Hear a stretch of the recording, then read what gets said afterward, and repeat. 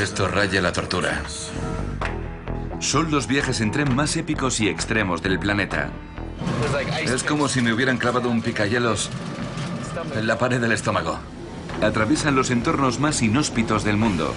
Ningún tren ha llegado más al norte que este. Superando inmensos desafíos técnicos. Gracias a Dios que tenéis este tren. No sé qué haríais sin él. Estos trenes son un vínculo vital con las comunidades más remotas. Esta gente vive al borde de las vías del tren. Es su único medio de transporte. Son la base de la economía de algunas regiones. En mi vida había visto tantos pepinos juntos. Y hasta cambian el curso de la historia.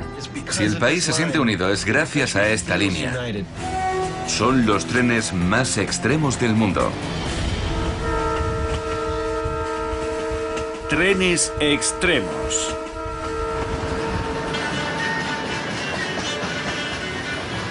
El Transiberiano es la red ferroviaria más conocida de Rusia, que atraviesa Siberia de este a oeste, pero no es ni de lejos la línea más extrema de Rusia. Me propongo viajar al corazón del Círculo Polar Ártico, en una de las vías férreas más septentrionales del mundo. Y lo voy a hacer en invierno, con temperaturas que pueden descender fácilmente hasta los 50 grados centígrados bajo cero o menos. Deseadme suerte. Bienvenidos a Trenes Extremos, Siberia.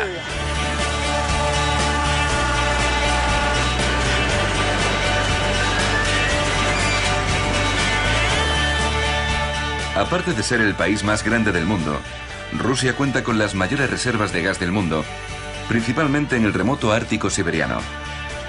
Se accede a los yacimientos de gas a través de una de las líneas de tren más al norte del mundo, pero lamentablemente falta un ramal que conecte el este y el oeste. Actualmente Rusia está tomando medidas para cubrir esa laguna en uno de los entornos más inhóspitos del mundo. Curiosamente, la nueva red cubrirá el mismo recorrido que una línea de tren abandonada, construida en tiempos de la Unión Soviética, antes de que se descubrieran los yacimientos de gas por los presos de los campos de trabajo de Stalin. Mi viaje al Ártico comienza en la antigua capital de Siberia, Tobolsk, donde cogeré un tren que me llevará al mayor yacimiento de gas de Rusia, en Novy Urengoy, a 1200 kilómetros al norte. Allí veré cómo consiguen arrancar los trenes cisterna. Allí está el gas. Esos hombres se dedican a extraerlo. Los trenes de pasajeros normales no van más allá de Novy Urengoy. Proseguiré mi viaje hasta Nadim, a 240 kilómetros al oeste, a bordo de una línea de trenes de mercancías. Es decir, que viajaré en mi propio tren privado. Stalin se planteó construir una red ferroviaria que atravesase el Ártico y nunca llegó a verla acabada. Ahora se hará realidad por una razón completamente diferente: el gas. En la actualidad, la única forma de salvar los 400 kilómetros que separan el final de línea en Nadim de la ciudad de Lavitnangi es recorriendo en todoterreno una peligrosa carretera de hielo que solo está abierta en invierno. De camino visitaré una zona remota cuyos únicos habitantes son unos nómadas que crían renos y se los comen crudos. Es más llevadero con un poco de vodka. En Obskaya, cerca de Lavitnangi, me embarcaré en la última etapa de mi viaje hasta el yacimiento de gas de Bobanenkovo, a 560 kilómetros al norte, por encima del Círculo Polar Ártico. Es el lugar más al norte del mundo al que se puede acceder en tren. Para que los yacimientos de gas puedan abastecer el país, esta línea tiene que poder funcionar durante todo el año. Este es, sin lugar a dudas, el más extremo de todos los trenes extremos.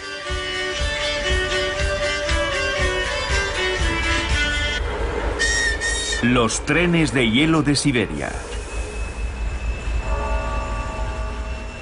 Mi viaje al Ártico ruso comienza a más de 1600 kilómetros al sur, en la antigua capital histórica de Siberia, Tobolsk. En el siglo XVIII, esta era la sede del gobierno de la inmensa región de Siberia, con una increíble extensión de 8000 kilómetros al este y más de 1600 kilómetros al norte, en dirección al Ártico.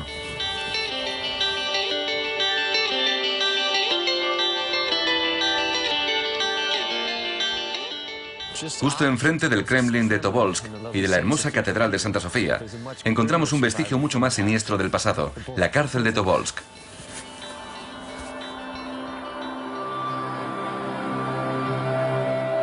Bajo el reinado de los zares, cientos de disidentes políticos eran exiliados a Siberia todos los años. Muchos de ellos eran encarcelados aquí.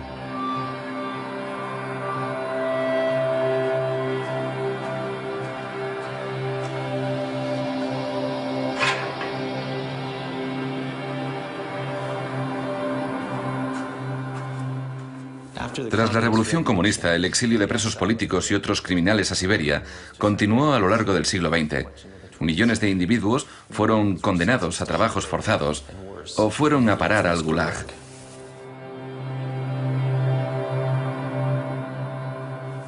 Desde cárceles como esta, los presos del Gulag eran enviados por toda Siberia y a menudo obligados a trabajar en las minas, pero también en grandes proyectos de infraestructuras, como la construcción del llamado Ferrocarril de la Muerte de Stalin en el Ártico. Sin embargo, la línea que voy a tomar para ir al Ártico desde Tobolsk es más moderna. Se terminó de construir a principios de los años 80, tras descubrir cantidades ingentes de gas y petróleo en el extremo norte del país. Vale, mi tren llega a la 1:38, lo cual es un tanto lioso, porque en los horarios pone que llega a las 11:38. Por lo visto, en Rusia todos los trenes se rigen por el horario de Moscú, estén donde estén. Es un dato importante en un país que cubre 9 usos horarios, si quieres evitar perder el tren o morir congelado mientras lo esperas.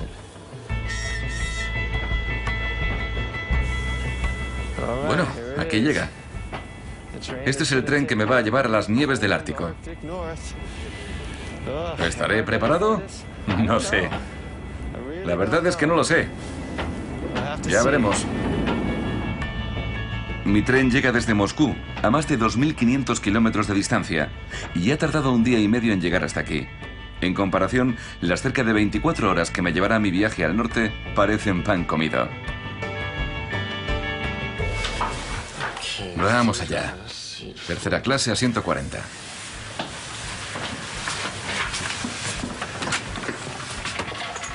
Madre mía, menudo olor. Es como si se hubiera muerto alguien aquí.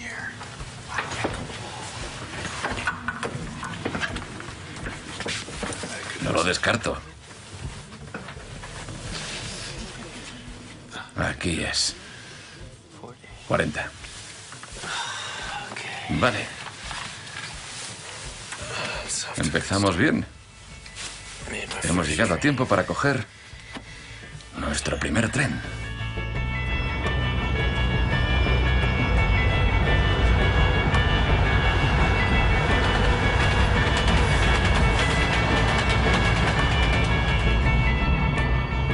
Desde Tobolsk me dirijo hacia los confines del Círculo Ártico, a 1.200 kilómetros al norte, donde se encuentra la última parada de la línea de pasajeros, en Novi Urengoy. Casi todos los pasajeros del tren van a trabajar a los yacimientos de gas. Vienen de todos los rincones de Rusia, atraídos por los altos salarios que pagan por trabajar en las condiciones más inhóspitas sobre la Tierra. ¿Qué temperatura suele hacer por aquí? Puede llegar a hacer 50 grados bajo cero. Pero lo normal es que haga este frío. Puede hacer más frío incluso, pero yo ya he trabajado a 50 grados bajo cero y no he tenido ningún problema. Los rusos no os andáis con chiquitas. Yo no sé si podrían pagarme lo suficiente como para trabajar en esas condiciones. Siento un gran respeto por vosotros. Hoy la temperatura exterior es de 20 bajo cero, pero es fácil de olvidar, ya que dentro del tren hace una temperatura de lo más agradable. El sistema de calefacción es muy eficaz, pero no es precisamente de última generación. ¿Así es como calentáis el tren? Usamos carbón para calentar los vagones. Mira lo bien que arde. Hasta cuando estamos a 50 bajo cero, en el tren siempre hace calor. Es sencillo, no ocupa demasiado espacio y lo cierto es que consigue mantener caliente el tren.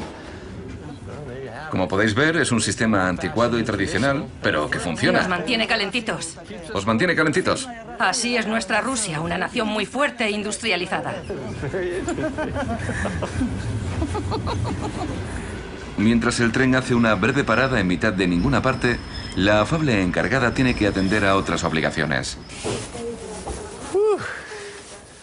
Voy a tomar un poco de aire, y así me hago una idea del frío que hace. Debo decir que bastante. ¿Por qué soy el único aquí fuera? Anda, carámbanos.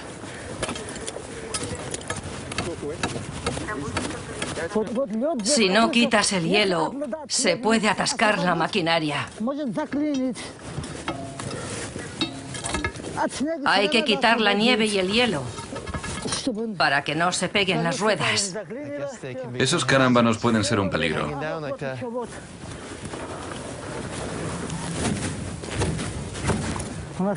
El tren puede funcionar incluso a 40 bajo cero. Pero hay que despejar el tren de conducción, porque si no se congela. ¿No te congelas? Hace muchísimo frío. ¿Tienes frío? ¿Te ayudo a entrar en calor? Aunque haga 50 grados bajo cero, cuando dos personas se abrazan, deja de hacer frío. Lo mejor de los abrazos es que recibes más de lo que das.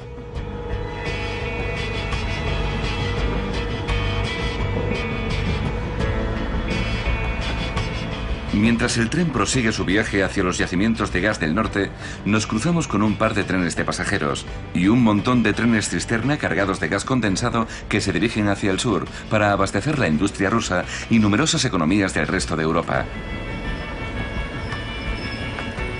Los pasajeros también tenemos que repostar. Por el camino el tren efectúa varias paradas lo bastante largas como para que los viajeros como yo podamos comprar comida casera barata en los andenes. Fijaos, ese pollo tiene una pinta deliciosa. Patatas, salchichas. Hay muchísima más variedad de lo que pensaba. Esa empanadilla tiene muy buena pinta. Esculca. ¿Esculcra? Esculca. Esculca. Y una salchicha. Eso es. Con un montón de patatas. Venga, ¿y eso qué es? ¿Esto de aquí? Sí, ¿por qué no? Vale. Listos. A cenar. Pero antes vamos a por vodka.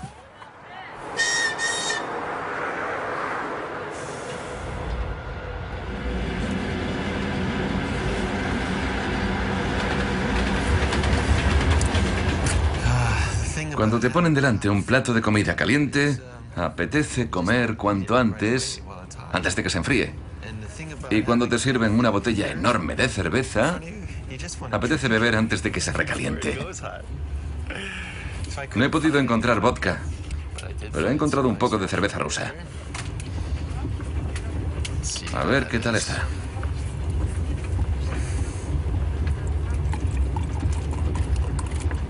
Sé lo que estáis pensando. Se supone que estamos en un programa sobre trenes extremos y yo aquí comiendo un pollo delicioso y bebiendo cerveza rusa. Lo cierto es que las cosas se van a poner mucho más duras más al norte. Esto es la calma que precede a la tormenta y voy a disfrutarla mientras dure.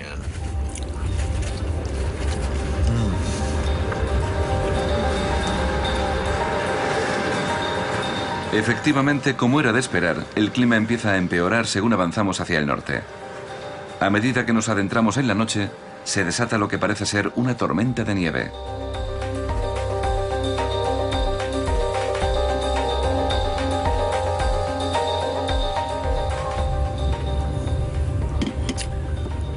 Bueno, supongo que debería prepararme para ir a la cama. Lo mejor de este asiento es que también es una cama.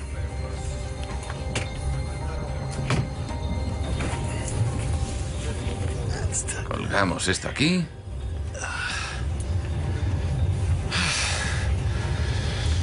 Se queda un poco corta, pero si bebo la suficiente cerveza me dormiré de todas maneras.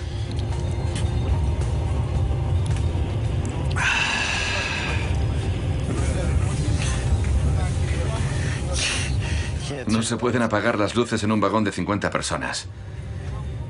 Debería haberme traído un antifaz y unos tapones para los oídos.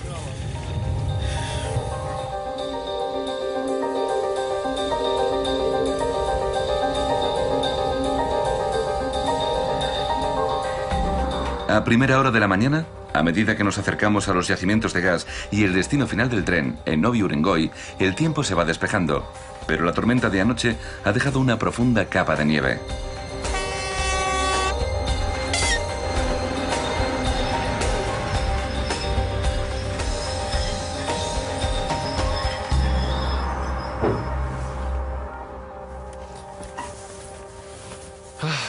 Lo conseguí.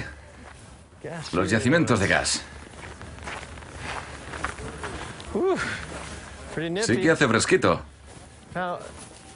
Estamos en una zona muy sensible. Si tenemos en cuenta que cerca de las 3/4 partes del PIB del país proceden del gas y el petróleo, y que aquí se encuentran los yacimientos, tiene sentido que te exijan tener uno de estos. Es un salvoconducto. Aunque no parece más que un pedazo de papel, sin él te pueden arrestar si te encuentran aquí. Y lleva entre 2 y 3 meses conseguirlo para poder ver lo que hay aquí.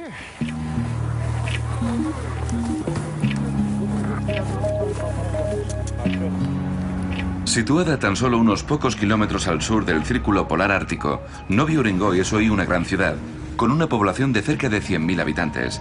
Pero antes de que se descubriese el gas en la región, no vivía aquí nadie. No había ni tan siquiera una aldea.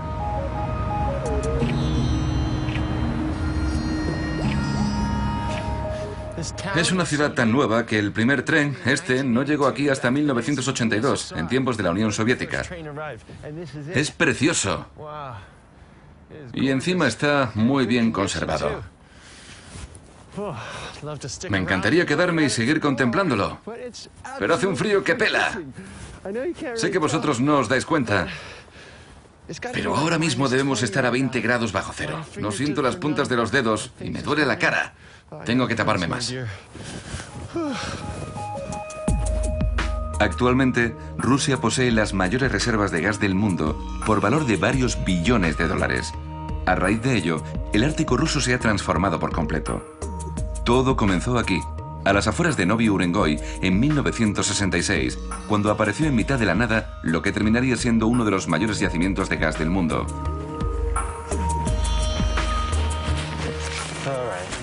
Ya voy abrigado como Dios manda y me encuentro mucho más a gusto. Llevo ropa térmica de pies a cabeza. Botas impermeables, pantalones impermeables, una chaqueta extra, 3 pares de guantes, una braga de cuello, un pasamontañas en el bolsillo y me he bajado las orejeras. ¡Listo!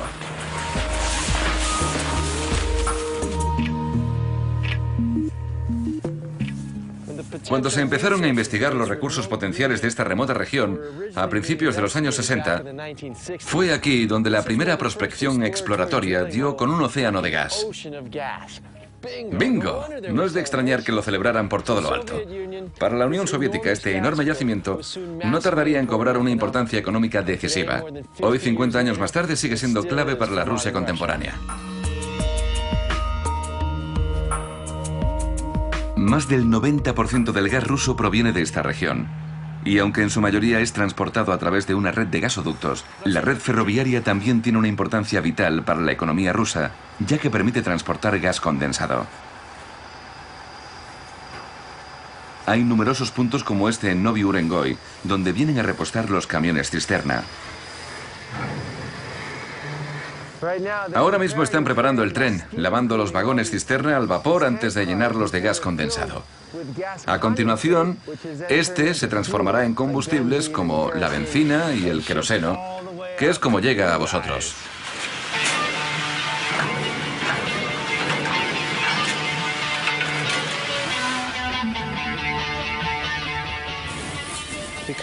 Como en esta zona nieva mucho, los trenes quitanieves tienen que trabajar 24 horas al día solo para despejar las vías y permitir el tránsito de los trenes que transportan el valioso gas.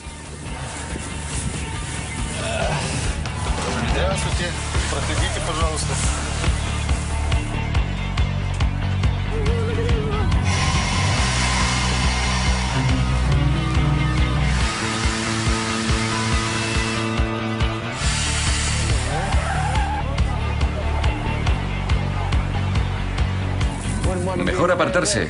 Fijaos en las cuchillas de este armatoste.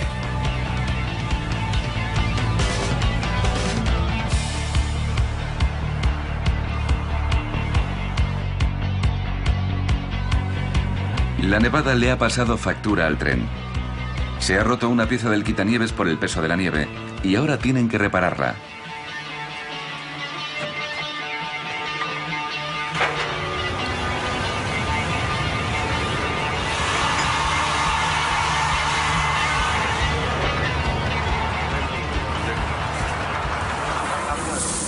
Parece que esta goma se está cayendo a pedazos. Tienen que desmontarla y reemplazarla.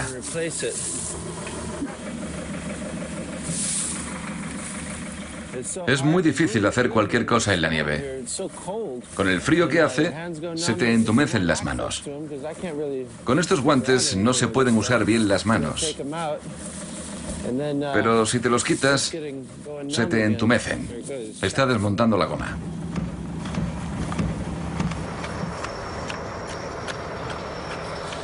La mayoría de la vía puede despejarse con el tren quitanieves, pero hay puntos en los que podría dañarse, por lo que usan los tractores hasta cierto punto y luego hacen el resto a mano. Si esto ya parece un trabajo duro con buen tiempo, tiene que ser durísimo hacerlo en estas condiciones tan extremas. Para que os hagáis una idea de lo difícil que es mantener estos trenes en circulación, esta operación tiene que llevarse a cabo cada vez que nieva. Estoy congelado. Se me va a caer la nariz.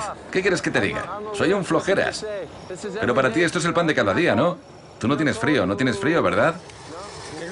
Cuando trabajas no pasas frío. Pasas frío cuando estás de pie sin hacer nada, no cuando estás trabajando. Solo los vagos tienen frío. Yo no soy vago, así que no tengo frío. No le falta razón.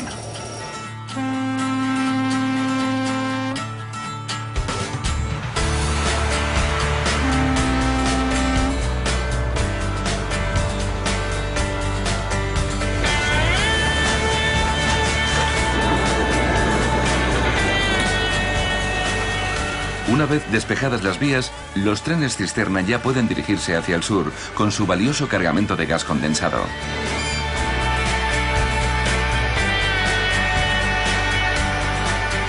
En la actualidad, los trenes cisterna tienen que pasar por Tobolsk para descender al sur desde Novi Urengoy y llegar a los mercados industriales de Moscú y de Europa Occidental. Pero una vez construido el ramal entre Nadim y Lavitnangi, el trayecto a Moscú y más allá será más corto, rápido y barato.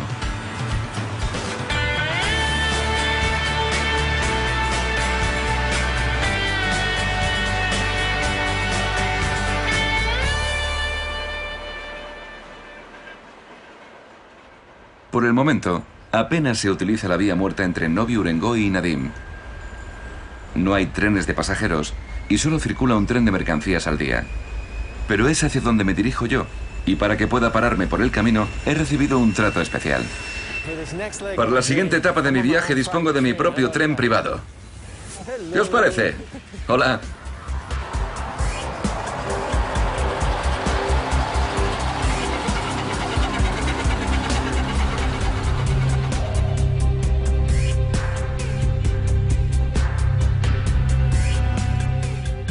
Desde Novi Urengoy voy a recorrer cerca de 240 kilómetros hasta la ciudad de Nadim, donde termina la línea actual.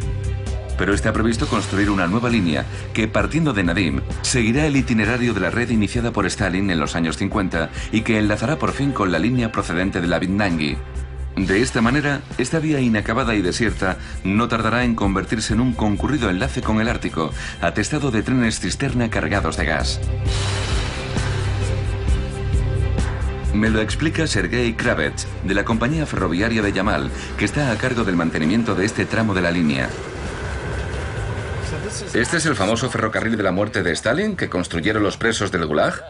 Sí, ahora mismo estamos viajando en un tramo de la antigua red ferroviaria de Stalin. Por desgracia, en tiempos de la Unión Soviética, no llegó a terminarse.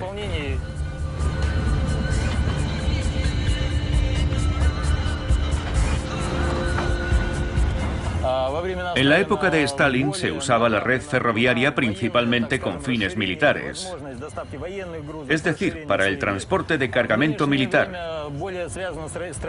Pero la actual reconstrucción está ligada al desarrollo económico. Stalin se planteó construir una red ferroviaria que atravesase el Ártico y nunca llegó a verla acabada.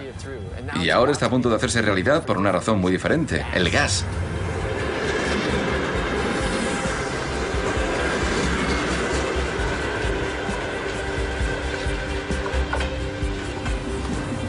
A unos pocos kilómetros del final de la línea, en Nadim, Sergei detiene el tren para enseñarme el punto en el que la línea abandonada de Stalin se separa de la actual, en dirección a Salekar y Lavitnangi. Este tramo seguirá siendo una vía muerta y no se terminará de construir. La nueva vía se construirá siguiendo el trazado de la antigua ruta de Stalin. De esta manera será posible acceder a Salekar y Moscú a través de Nadim. La bifurcación donde el futuro se cruza con el pasado. De esta manera el Ártico estará abierto al oeste del país y el sueño de Stalin se hará realidad. Sí. La idea es comenzar las obras a finales de este año y continuar el tramo que conduce hasta el puente, que ya está en construcción. Es increíble pensar que dentro de unos pocos años va a haber un montón de trenes recorriendo esta ruta.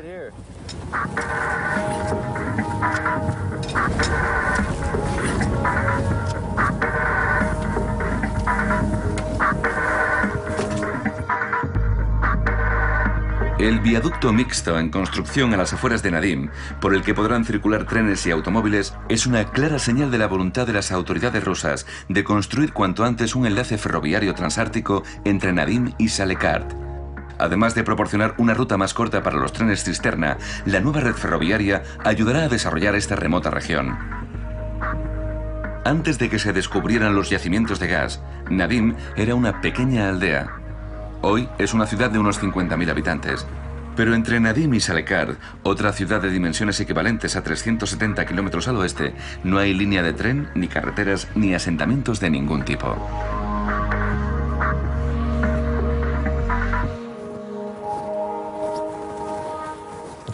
Estos bloques de viviendas son el último rastro de civilización en una extensión de más de 300 kilómetros. En esa dirección no hay ni una sola aldea. Estamos en una ciudad fronteriza. Fijaos en este avión que acaba de aterrizar. Tiene esquís incorporados. Y este inmenso desierto que acaba de sobrevolar es el territorio que quería surcar Stalin con su red ferroviaria. Para viajar por este remoto paraje, siguiendo la ruta del ferrocarril ideado por Stalin, la misma que seguirá el nuevo tren, me reúno con un historiador local, Vadim Grishenko. Vadim, ¿qué tal, Sai? ¿Listo para la aventura? Sí, me muero de ganas. ¿Has conducido alguna vez por una carretera de hielo? No. ¿Y te apetece? Venga, ¿por qué no? Ya puestos, vivamos la aventura hasta el final, ¿no?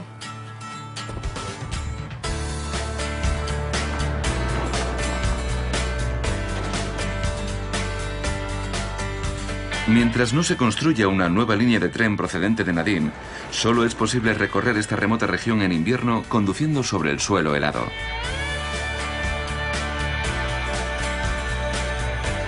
Para llegar a Salekard y Lavitnangi desde Nadim, hay que recorrer unos 370 kilómetros a través de un desierto de hielo. No es precisamente un viaje que se pueda hacer de una sentada por cuestiones de seguridad. Antes de ir a echar un vistazo al ferrocarril de Stalin, mañana por la mañana, vamos a pasar la noche con unos amigos de Vadim. Hola, Jacob. El que no haya asentamientos permanentes en esta remota región no quiere decir que esté inhabitada. De hecho, es un bastión de los Nenets, una de las últimas tribus de nómadas de Europa.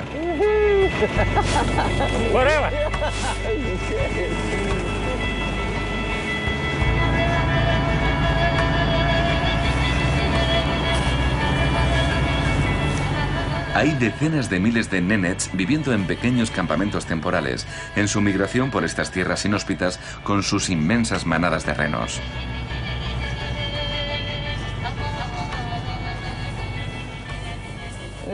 ¡Es asombroso! ¡Mirad eso! Menos mal que el campamento no quedaba muy lejos de la carretera de hielo. Cada grupo familiar de Nenets se instala en un lugar concreto durante unas semanas antes de retomar su ruta en busca de nuevos pastos para sus renos. Igor. Hola, Iván. ¿Estás saltando los agujeros? Para darnos la bienvenida a su campamento a la manera tradicional, nuestros generosos anfitriones sacrifican uno de sus preciados renos.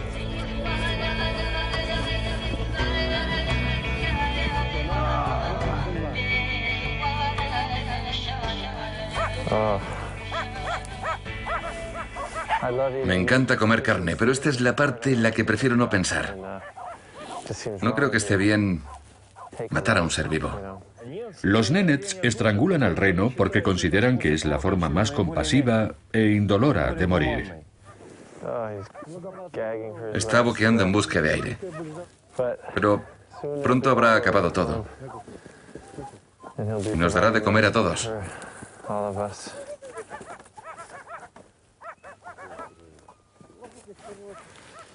Han desarrollado un método científico para despellejar al animal, preservando la piel en las mejores condiciones posibles. Toda su ropa está hecha de piel de reno, y sus tiendas también. Por lo que es importante obtener piezas de buen tamaño.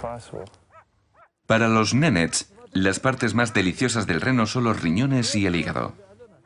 Esto es el hígado. Pensé que al menos lo cocinarían un poco, pero al parecer ellos lo comen tal cual.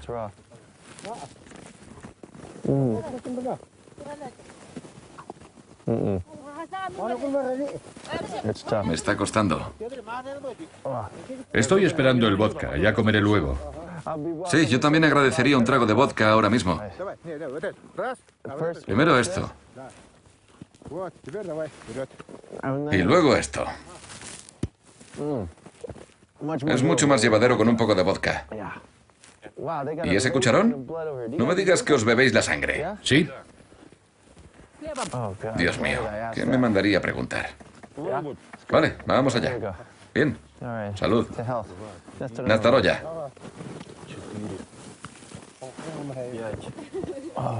Qué salada está. Es como beber sal pura.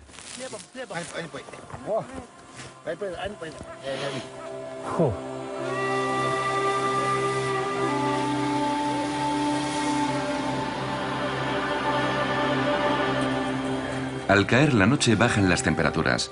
Nos dirigimos a las tiendas para entrar en calor y acostarnos.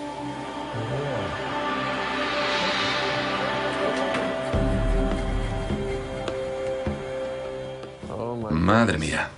Vaya. Me estáis malcriando. Qué calentito se está. ¿Quién lo hubiera dicho? En mitad de la nada, envuelto en unas pieles de reno. Esto es vida. Me siento como un rey. Voy a dormir bien esta noche.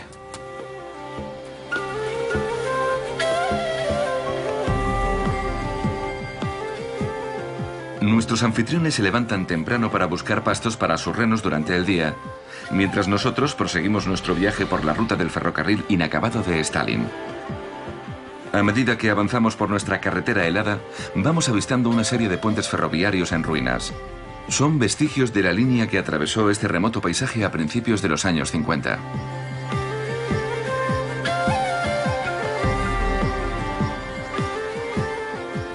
¿Y por qué quiso Stalin construir una vía férrea aquí?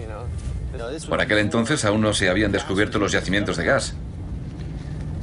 Había dos motivos principalmente. El primero era económico. El norte tenía que desarrollarse y no era posible sin el ferrocarril. Y el segundo, por razones de estrategia militar. En 1945 comienza la era atómica y querían construir bases militares navales y aéreas en la región polar. Y para ello había que construir un ferrocarril. Me has dejado helado. Nunca mejor dicho.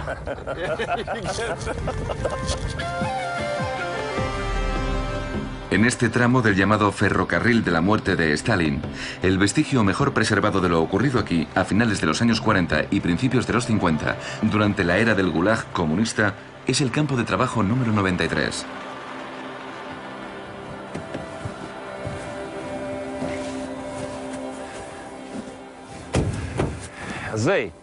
Es una nieve muy profunda, así que propongo que cojamos la moto de nieve. Vamos a sacarla del remolque. Este era solo uno de los cerca de 150 campos repartidos a lo largo de la vía férrea, de una extensión de unos 1.300 kilómetros. En pleno apogeo de la construcción del ferrocarril, estos campos albergaron un total de 80.000 presos. Ten cuidado, es nieve profunda. Te puedes torcer un tobillo. Mira, Sai, vamos a entrar en la cocina por la ventana.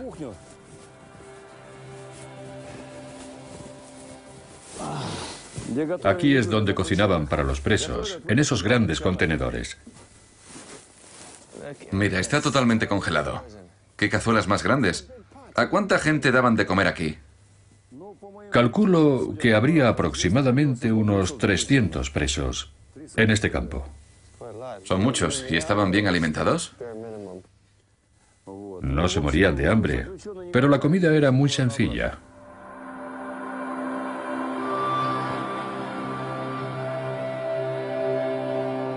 Nos dirigimos a los barracones donde dormían los presos.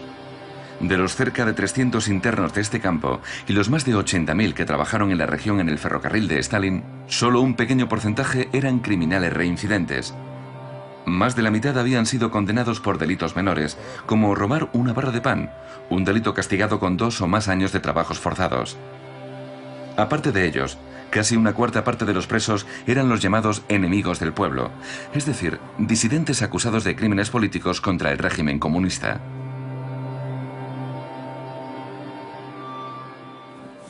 Esta cruz está puesta en homenaje a los que construyeron el ferrocarril. Stalin quiso construir su red ferroviaria en un tiempo récord, por lo que los presos que supuestamente no trabajaban lo bastante duro o infringían el estricto reglamento del campo, terminaban en las celdas de castigo. Esta es la cárcel dentro de la cárcel, ¿verdad? Un infierno dentro de otro infierno.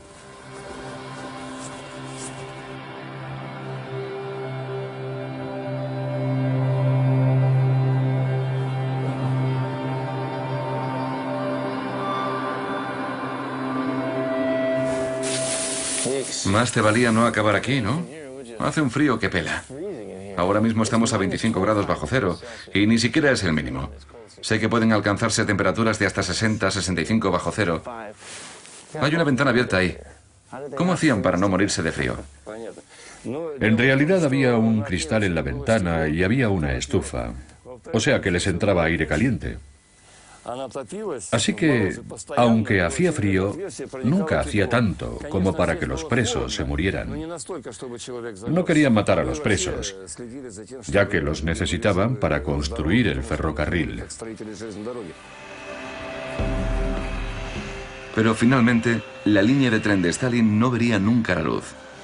Tras su muerte en 1953, el nuevo gobierno soviético dejó la línea a medias, ya que no le veía mucho sentido a construir un ferrocarril en un páramo prácticamente deshabitado.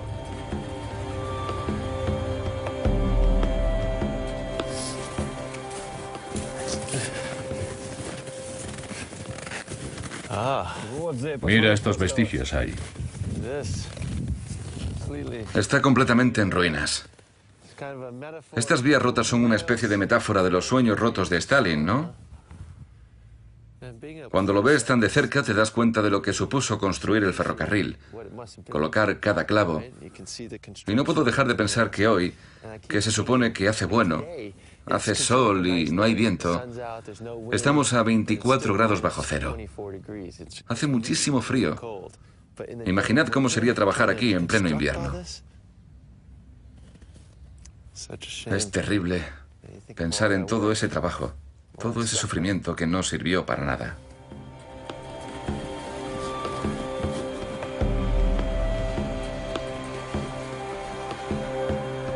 Ahora que mi viaje por el ferrocarril ártico de Stalin toca a su fin, me aterra pensar que los cerca de 80.000 presos que estaban trabajando en la construcción de esta línea cuando se abandonó no eran más que un pequeño porcentaje de los millones de personas que fueron recluidas en campos de trabajo por toda Siberia bajo el reinado de Stalin.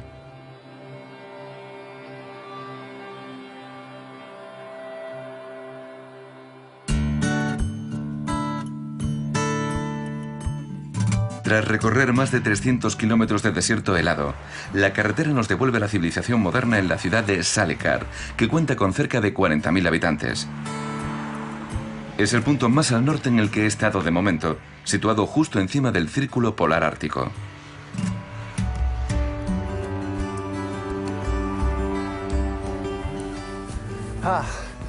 Estoy seguro de que lo tradicional es celebrar que cruzas la línea. Y si no, pues me invento la tradición.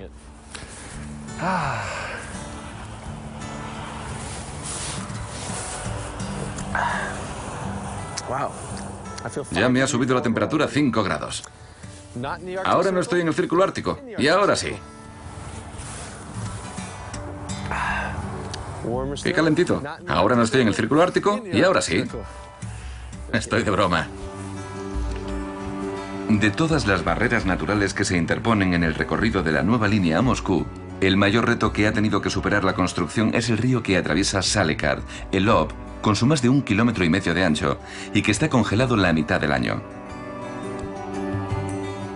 Pero una vez se haya construido el puente sobre el Ob, dentro de unos pocos años, el sueño de Stalin se hará por fin realidad, ya que al otro lado del río hay una estación de tren en Lavidnangi.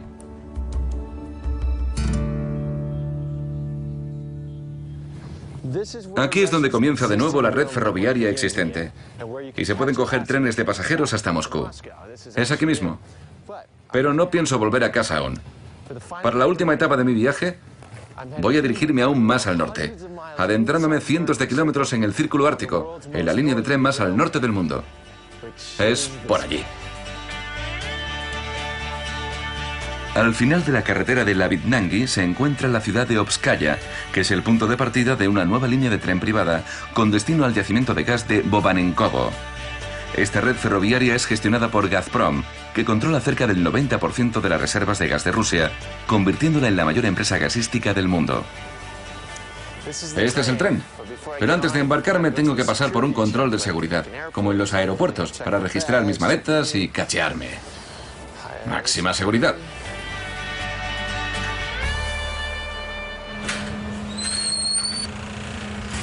Hola. Hola, su pasaporte, por favor. Todas las semanas, Gazprom destina 3 o 4 trenes de pasajeros al yacimiento de gas de la península de Yamal. Y como todos los tripulantes del tren van allí a trabajar, resulta que está prohibido llevar alcohol. Deje eso en la cinta y pase por el arco.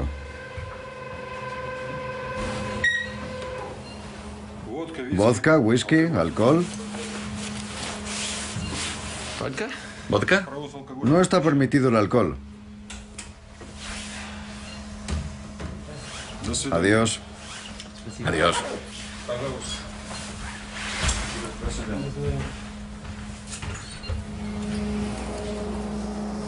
Maldita sea. Entiendo que el alcohol esté terminantemente prohibido en los yacimientos de gas por razones de seguridad, pero tenía muchas ganas de celebrar como se merece mi llegada a la estación de tren más al norte del mundo. Venga ya. Tendré que buscarme otra cosa con que celebrarlo. Ya veréis.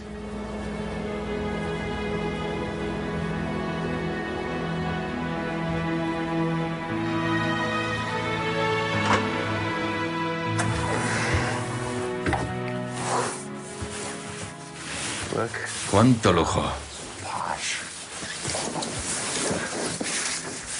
Es normal. Es propiedad de una de las compañías más ricas del mundo. Qué calentito y agradable. Este será mi hogar durante las próximas 26 horas.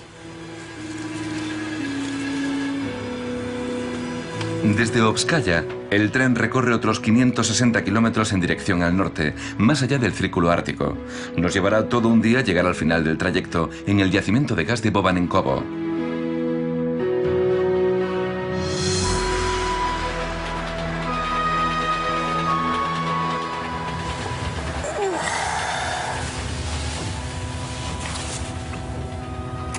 Buenos días.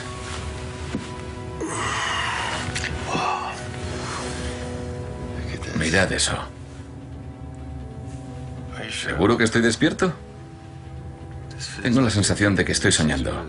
Es rarísimo. No hay un solo árbol a la vista. Es alucinante. Había oído hablar de esto, pero jamás había visto nada igual. Hielo puro hasta donde alcanza la vista y nada más. Kilómetro tras kilómetro, hora tras hora, mucho más allá del límite forestal, proseguimos nuestro viaje en este paisaje surrealista y casi inmutable.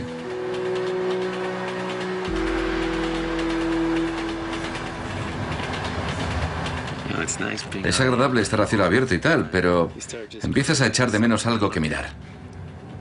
A ver si llegamos pronto a una estación y podemos ver algo, un puente, lo que sea. No me imagino lo duro que debió ser construir aquí una vía férrea y mantener operativo un tren durante todo el año. Estos trenes no solo trasladan a los trabajadores, sino todos los materiales de construcción, el equipo, las provisiones, de todo. Porque aquí no hay un alma. Aunque sorprendentemente, unos kilómetros más adelante, el tren se cruza con seres vivos, unos renos.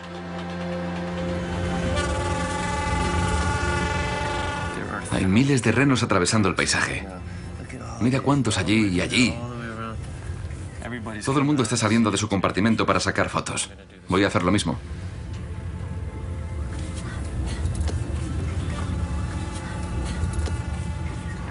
Me preguntaba por qué sonaba la bocina.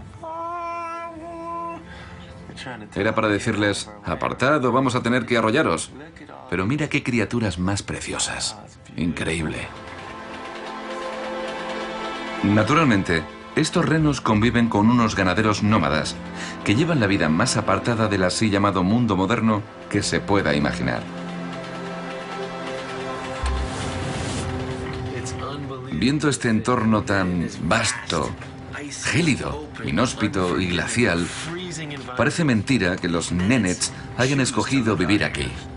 El tren será extremo, pero esa gente es súper extrema.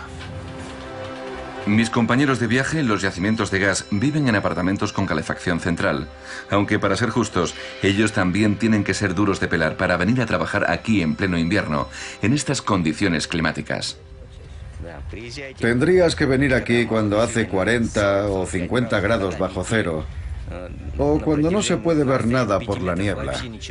Los rusos no le tenemos miedo a nada, y menos al frío. Me he comprado un gorro con unas orejeras que se pueden bajar, pero aquí todo el mundo me ha dicho que no, que hay que dejarlas levantadas, que así pareces más duro. ¿Es cierto? Sí. O sea que, aunque se os congelen las orejas, os negáis a reconocerlo y no os bajáis las orejeras. Los rusos sois gente dura y curtida. ¿Ni siquiera tenéis un poco de frío? ¿Con la temperatura tan extrema que hace? Si tienes frío, haces unas flexiones. Ah, hacéis ejercicio para entrar en calor. Todo es posible para un ruso. Los rusos son igual de extremos que sus trenes. Supongo que hay que serlo para venir a los desiertos helados del Ártico siberiano. Qué puesta de sol más bonita. Es como navegar en un mar de nieve y hielo. Me siento muy afortunado por haber podido hacer este viaje. También he tenido suerte con el tiempo, la verdad. Me imaginaba que al llegar tan al norte no se vería nada por la niebla. Debemos de estar a punto de llegar, porque el tren llega a su destino nada más caer la noche. Y pensar que no existe ningún tren que llegue tan al norte como este, y estoy a bordo de él. No está nada mal, ¿eh? Qué ganas de llegar.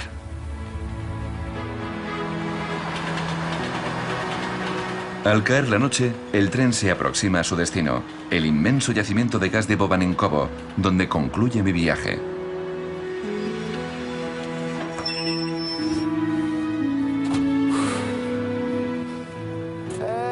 Misión cumplida. Lo hemos conseguido. El final de la línea.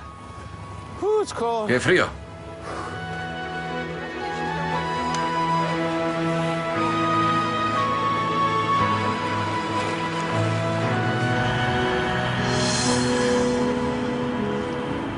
Es increíble pensar hasta qué punto el descubrimiento del gas ha transformado el Ártico ruso.